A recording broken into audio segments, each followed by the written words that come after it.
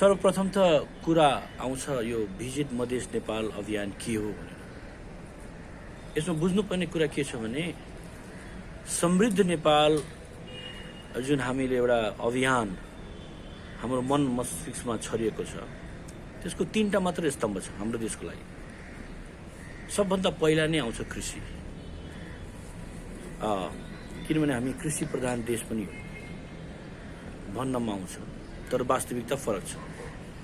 त्यसपछि आउँछ हाम्रो पर्यटन र तेस्रोमा आउँछ यो देशले आफ्नै कल कारखानाहरू सुचारू गरेर आफ्नै देशवासीलाई पर्याप्त मात्रामा उत्पादन गर्न सक्नु र विश्व बजारमा विषयवस्तुहरू निर्यात गर्न सक्नु नै समृद्धिको 3टा आधार हो। कुरा आउँछ पर्यटनको। यो देशमा पर्यटनको अभियान गत 20 वर्षदेखि चलिआएको छ। 1998 मा हामीले देख्यौँ, 2010-11 मा देख्यौँ र अहिले हालै चलिआएको भिजिट नेपाल 2020 पनि हामीले देख्दैछौँ। कुरा आउँछ समृद्ध नेपालको सपनामा प्रकृतिले दिएको 3टा भूभाग छ हाम्रो देशमा। प्रकृति यो दुनियाँमै सबभन्दा युनिक स्ट्रक्चर्डमा हाम्रो देश छ। त्यही भएर के भनिन्छ भने heaven is myth but Nepal is real. नेपाललाई प्रकृतिले जुन वरदान स्वरूप 3टा भूभाग दिएको छ त्यसलाई हामीले कभर नगर्न सक्नु हाम्रो लागि दुर्भाग्यपूर्ण हुन सक्छ। जुन टुरिज्म फ्याक्टर भन्छ, टुरिज्मलाई दिन सक्ने फ्याक्टरहरू जस्तै कि वेशभूषा, रहनसहन, तपाईँको खानपिन, चाडपर्व है, यो सबै र हरेक जिल्लाको आफ्नै भौगोलिक विशेषता पनि छ, ऐतिहासिक विशेषता छ, पुरातात्विक विशेषताहरू छ। यो सबैलाई हामीले ग्यादर गरेर 2 वर्ष लगाएर हामीले प्लेटफर्म एउटा बनाउन सफल भयौँ जसको नाम visitmadesh.com। visitmadesh.com वेबसाइट प्लेटफर्म मात्र होइन कि हाम्रो स्मार्टफोन एप्लिकेसन बेस्ड प्लेटफर्म पनि हो जसमा कि तपाईँको एन्ड्रोइड र iOS दुइटैमा भिजिट मधेस टाइप गर्नुभयो भने त्यो एप देखिन्छ। किन यो डिजिटल टेक्नोलोजी किन? आजको शताब्दी 21औं शताब्दीमा हामीले 2 दशकमा पनि गर्न नसकेको कामहरू 2 वर्षमा गर्न सक्छौँ, लेस देन 2 इयर्स। हामी जुन यो पर्यटनको अभियानमा जुन देशव्यापी अभियान चलेको छ त्यसमा 20 वर्ष पछाडि छौँ। त कुरा आउँछ हामी त काँधमा काँध मिलाएर जान चाहन्छौँ। कहिले, कसले गर्ने? हामीले नगरे कसले गर्ने?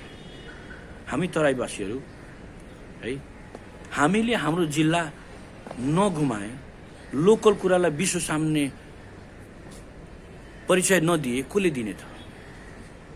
सम्भवतः कुरा के आउँछ भने देश चिनाउनेमा त हामी सबै लायक परेका छौँ, तर आफ्नै भूभाग चिनाएर देश चिनाउनको लागि हामी यही क्षेत्रको वासीहरू लाग्नुपर्ने हुन्छ। त्यही भएर यो अभियानमा हामीले 3टा शक्तिको पनि परिचय दिएका छौँ। देशभित्र मात्र नेपाली छैन, देश बाहिर पनि नेपाली छ। देशभित्रको नेपाली जनसमूहलाई एउटा शक्ति भनौँ। त्यो जनसमूहमा तपाईँको नागरिक समूह, पर्यटनसँग सम्बन्धित व्यवसाय समूह, नेसनल र इन्टरनेसनल सङ्घ संस्थाहरू, नन प्रफिट नन सङ्घ संस्थाहरू जो कि पूर्ण रूपले एउटा सच्चा भावनाले तराई मधेसको लागि लाग्नु परेको छ। उहाँ सबैलाई हामीले एउटा शक्तिको उपनाम दिएका छौँ। त्यसपछि आउँछ दोस्रो शक्ति। दोस्रो शक्ति त्यही भूभाग, त्यही जिल्लावासी जुन कि विश्वको अहिले 30-40 छरिनु भएको छ, उहाँहरूलाई हामीले दोस्रो शक्तिको उपनाम दिएका छौँ। अब कुरा आउँछ तेस्रो शक्ति। तेस्रो शक्ति भनेपछि कुनै पनि देशमा राष्ट्र निर्माण अथवा कुनै पनि अभियान त्यो देशको गभर्मेन्ट बिना सफल हुन सक्दैन। किनभने हामीबाटै उहाँहरू निस्केर अगाडि आएर हाम्रो प्रतिनिधित्व गर्दै हुनुहुन्छ, देश विदेशमा देश चिनाउन लाग्नु भएको छ, देशको लागि केही गर्दै हुनुहुन्छ भने हामी काँधमा काँध मिल्नको लागि उहाँहरूसँग सहकार्य गर्न अगाडि आएका छौँ। स्थानीय सरकार, प्रदेश सरकार र केन्द्र सरकार सबैको आफ्नो आफ्नो भूमिका छ। उहाँहरूलाई हामीले तेस्रो शक्तिको उपनाम दिएको छौँ। हामी 3टै मिल्यो भने देश निर्माण समृद्ध नेपालको हरेक सपनामा हामी टेवा पुर्याउन सक्छौँ। विदेशमा बस्ने नेपालीहरूसँग पैसा मात्र छैन, हामीसँग सिप छ, अनुभव छ, हामी हरेक देशमा 10 वर्षदेखि 15 वर्षदेखि बसेको जुन अनुभव छ त्यो सबभन्दा बढी मायने राख्छ। यदि देशमा नासाको जस्तै हामीले केही संरक्षण गर्नु छ भने नासामा गएर एक्सपिरियन्स कलेक्ट गरेको नेपालीको जरुरत पर्छ। हामी यही देशमा बसेरै सबै काम गर्छौँ भनेर सोच्नु दुर्भाग्यपूर्ण हुन्छ। त्यही भएर देश बाहिर भएका गैर आवश्यक नेपालीहरूलाई पनि एउटा तपाईहरूले सबैले हामी सबैले मिलेर एउटा ठाउँ दिनुस्। त्यही भएर हामी 3टा शक्तिको संरक्षण लिएर यो अभियानलाई पनि हामी लिएर हिँडिरहेका छौँ। डिजिटल मिरर अफ मधेस भन्ने कन्सेप्ट 21औं शताब्दीमा हामीले यो ग्लोबल कुरालाई यो लोकल कुरालाई हामीले ग्लोबल गर्न खोज्दैछौँ। कसरी? ब्यानर छपाएर होर्डिङ बोर्ड यहाँ लोकली राखेर विश्व बजारमा हामीले यो भूभागको तपाईँको परिचय दिन सक्दैनौँ। टुरिज्म आफैमा पनि एउटा मार्केटिङ हो र आजको 21औं शताब्दीमा एभ्रिथिङ सुड बी डिजिटल। 20 वर्ष जुन हामीले काम गर्यौँ त्यही काम आज पनि गर्दैछौँ 2020 मा। दुर्भाग्यपूर्ण छ। त्यसमा सच्याउनु पर्ने जरुरी छ। यो जुन ग्रान्ड डिजाइन गरिएको छ त्यसमा सच्याउनु पर्ने जरुरी छ। 3टा भूभाग हुनु पर्यो। हामीले भिजिट मधेसको नाम दिएका छौँ। भिजिट हिमाल पनि हुनु पर्यो। भिजिट पहाड पनि हुनु पर्यो। त्यो रिजन एक्सप्लोर हुनु पर्यो। हामी यदि 2 वर्ष लगाएर देशको 1/3 एक्सप्लोर गर्न सक्छौँ भने अर्को 2-3 वर्ष लगाएर हामीले हिमाल र पहाड पनि एक्सप्लोर गर्न सक्छौँ। यो अभियानलाई प्राइभेट टुर नगरियोस्, त्यो हो हाम्रो सन्देश। हामी त्यतिसम्म गर्वले भन्न सक्छौँ कि आजको 21औं शताब्दीलाई युटिलाइज गरेर जुन गतिमा हामी बढिरहेका छौँ, हाम्रो राष्ट्रिय अभियानले गत 20 वर्षमा जुन रेभेन्यू स्ट्रक्चर तयार पार्न सकेको छ, हामीलाई आउनुहोस्, प्रदेश सरकारले साथ दिनुहोस्, स्थानीय सरकारले साथ दिनुहोस् र केन्द्र सरकारले साथ दिनुहोस्। देशको आयमा 1/3 को दावेदार बनेर हामी अगाडि बढ्छौँ ग्लोबली र लोकली। हामी भिजिट नेपाल 2020 भनेर जुन अभियान लिएर अगाडि बढेका छौँ, त्यो अभियान देश बाहिर मात्र सीमित गरेर पाहुनालाई बोलाएर मात्र हुँदैन। देशभित्र पनि हामीले हाम्रो कल्चरल एक्सचेन्ज गर्न सक्नु पर्यो। तराईकै जिल्ला झापावासीले बारा जिल्लामा आएर बारावासीको अतिथि देव भवको जुन संस्कार छ त्यसलाई बुझ्नु पर्यो, चिन्नु पर्यो, फिल गर्नु पर्यो। बारावासी झापा जानु पर्यो।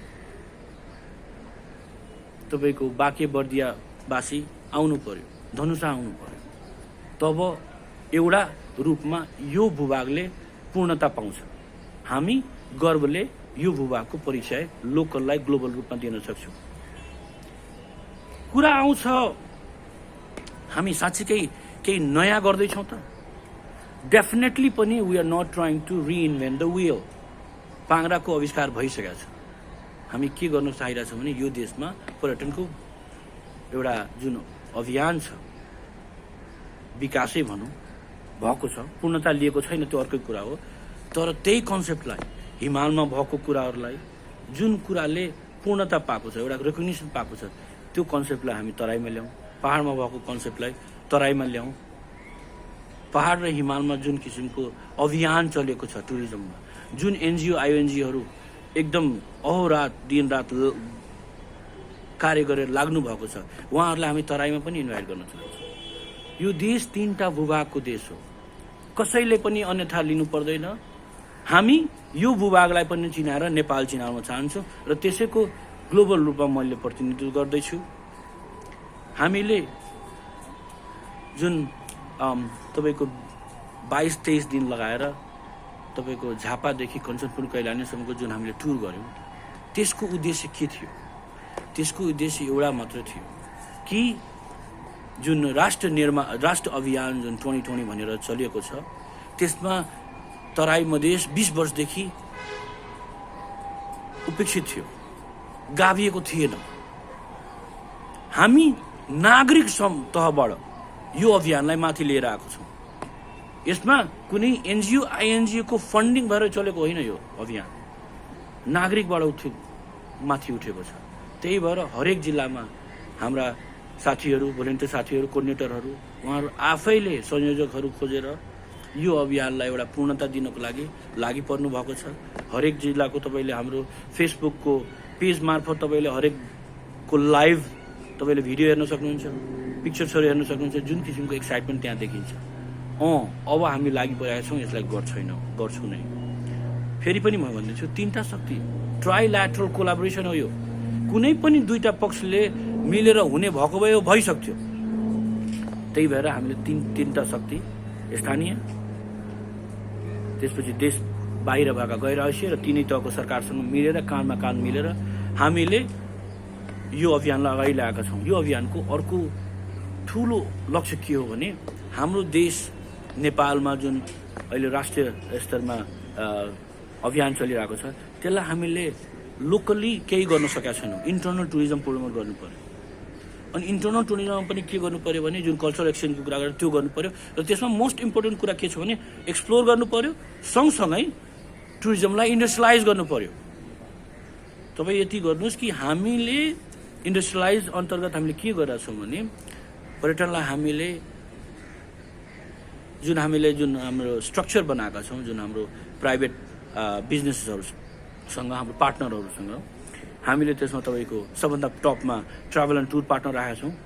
ट्राभल एन्ड टुरमा तपाईँको हामीले नयाँ ट्राभल एन्ड टुर खोल्या होइन, हाम्रै देशको राष्ट्रिय अभियानमा हुनुभएका हाम्रो ट्राभल एन्ड टुर साथीहरूलाई हामीले आबद्ध गराएका छौँ। 10वटा 15वटा जनालाई हरेकलाई हामीले 2टा 3टा डिस्ट्रिक्ट दिएका छौँ। उहाँले त्यो डिस्ट्रिक्टमा को लागि प्याकेज बनाउनु हुनेछ अनि त्यो प्याकेज हाम्रो प्लेटफर्म हुन्छ। त्यो प्याकेजको प्लेटफर्म इन्टर्नली देशभित्र पनि किन्न सक्नुहुन्छ हाम्रो आन्तरिक पर्यटनहरू र देश बाहिर पनि। हामी यो भूभागलाई यही भूभागमा मात्र सीमित नराखेर है यो भूभागको प्रमोसन, कल्चरल एक्सचेन्ज, हामी पहाडमा जान्छौँ, हिमालमा जान्छौँ, त्यो गर्छौँ। उहाँहरूलाई हाम्रो जिल्लामा आउनु भन्छौँ, हामी उता जान्छौँ। यो किसिमको एउटा चहल पहल छ। र इन्डस्ट्रियलाइज भनेको के हो भने हामीले एउटा अपर्च्युनिटी दिनु पर्यो उहाँहरूलाई। उहाँहरू अहिले नै किन आउने त तराई, पछि आउँदा पनि हुन्छ हो। राष्ट्रिय अभियानले त्यहाँ रोल खेल्न सक्छ।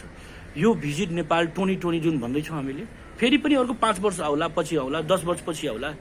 तर यदि हामीले माहौल क्रिएट गर्न सक्यौँ भने अर्को अभियान नआउँदै हाम्रो देशले पर्यटनमा धेरै ठुलो फड्को मार्न सक्छ। हामी अहिले पनि यो अभियानमा अर्बौं रुपियाँ खर्च गरेर 20 लाख पर्यटन भित्राउनको लागि एकदमै हामे छ। कति पैसा खर्च गरे विदेशमा, जब देशकै आफ्नै हालत यस्तो छ। बाहिरको पर्यटनलाई हामीले एउटा पूर्ण रूपले भन्यो भने गाइड गर्न सकेका छैनौँ। प्राइभेट टुर गराउँदैछौँ हामीले। यता मात्र घुमाउने, उता मात्र यता नहेर्नुहोस् भनेर त्यो हुँदैन है। एउटा इन्डस्ट्रियलाइज कन्सेप्टमा के हुन्छ भने उहाँहरूलाई, कस्टमरलाई हामीले पस्किनु पर्यो। उहाँहरूले सेलेक्ट गर्ने हो हामी कहाँ घुम्ने भनेर। यदि कोही पर्यटक आएर नेपालको बारेमा तपाईँले यदि अन्तर्राष्ट्रिय विमानस्थलमा बुझ्न खोज्नुभयो भने उहाँहरूलाई भन्नु पर्यो यो देश हिमाल, पहाड र तराईको देश हो। हरेक गाउँठाउँमा मन्दिरको अगाडि ब्यानर लगाउनुको सट्टा त्यसलाई डिजिटाइज गर्नु पर्यो। हामी भनिहालेछौँ, हामी 2 वर्ष लगाएर यदि देशको इतिहासलाई डिजिटाइज गर्न सक्छौँ भने अर्को 3 वर्ष लगाएर पनि हामीले देशको अर्को 2 भूभागलाई पनि डिजिटाइज गरेर 21st सेन्चुरीको स्ट्यान्डर्ड अनुसार प्लेटफर्म ल्याउन सक्छौँ। पहाडको एउटा जिल्लाको वर्णन डिजिटल वेमा एपमा देखिनु पर्यो हाम्रो पर्यटकलाई। बाहिर भित्र पनि आउनु पर्यो कि एउटा जिल्लावासीले अर्को जिल्लाको बारेमा त्यो वर्णन एउटा पर्यटकीय रूपमा वर्णन हाम्रो प्लेटफर्मको थ्रुमा पाउनु पर्यो। तब यो अभियानले सार्थकता पाउनेछ। यति भन्दै म आफ्नो अन्तिममा यति मात्र कन्क्लुजन दिन चाहन्छु कि यो अभियानको अर्को कुनै लक्ष्य छैन, मिसन छैन। लक्ष्य र मिसन यही हो कि समृद्ध नेपालमा हाम्रो देशको 3टै भूभाग जोडियोस्। तराई पछि परेको हो। अरू तपाईँको डिस्प्युटहरू छँदैछन्, राजनैतिक, सामाजिक है, सांस्कृतिक अरूहरू छँदैछन्। तर पर्यटन भनेको यो देशको मार्केटिङ हो। आजको 21st सेन्चुरीमा यो भूभागको मार्केटिङ पनि गरियोस्, पहाडको पनि राम्ररी एक्सप्लोर गरेर मार्केटिङ गरियोस्, हिमालको पनि राम्ररी मार्केटिङ गरियोस्। प्राइभेट टुर नगरियोस्, प्राइभेट टुरमा मात्र सीमित नराखियोस्। देशको तपाईँको यो ढुकुटी सिद्धाएर प्राइभेट पार्टीहरूको टुर गरेर उहाँहरूको रेभेन्यू मात्र नबढाइयोस्। साधारण जनताले, जनसमूहले यो अभियानको असर उहाँहरूको दैनिकीमा पाउनु पर्यो। हामीले लिएर हिँडेका छौँ। Restaurant, hotel, transportation, travel and tourism based businesses, हामीले हरेक जिल्लामा गाइड पनि ट्रेन गरेका छौँ। हो, त्यो हो इन्डस्ट्रियलाइज कन्सेप्ट। त्यो आउनु पर्यो, तब मात्र यो अभियानले भिजिट नेपाल 2020ले सार्थकता पाउने पर्छ। हामी यसमा लागि परेका छौँ र यो अभियान यही सालको लागि सीमित नभएर हामीले भिजिट मधेस 2020 एन्ड बियोन्ड भनेका छौँ। अबबाट सुरु भयौँ, हरेक जिल्लामा गएर हामीले उद्घोष गऱ्यौँ। त्यो जिल्ला अब कुद्नेवाला छैन। हामी यो अभियानमा होमिसक्यौँ। अब हेर्न यति मात्र छ, कति चाँडो हामीले स्थानीय सरकार, प्रदेश सरकार र केन्द्र सरकारसँग हामीले एउटा सहकार्य गर्ने मौका पाउँछौँ। हामी लागि परेका छौँ र यो कुरा एउटा उदाहरणीय बन्नेछ। यो रूपमा यो क्षेत्रको लागि, पर्यटन क्षेत्रमा मुभमेन्ट र क्याम्पेन गरिएको पहिलोचोटि नै हो। योभन्दा पहिला इतिहासमा भएको थिएन। हामी काँधमा काँध लिएर देशको अरू विभागलाई पनि अन्तर्राष्ट्रिय स्तरमा रेकग्नाइज गराउनको लागि परेका छौँ। यति भन्दै म आफ्नो दुई शब्द यही टुङ्ग्छु। धन्यवाद।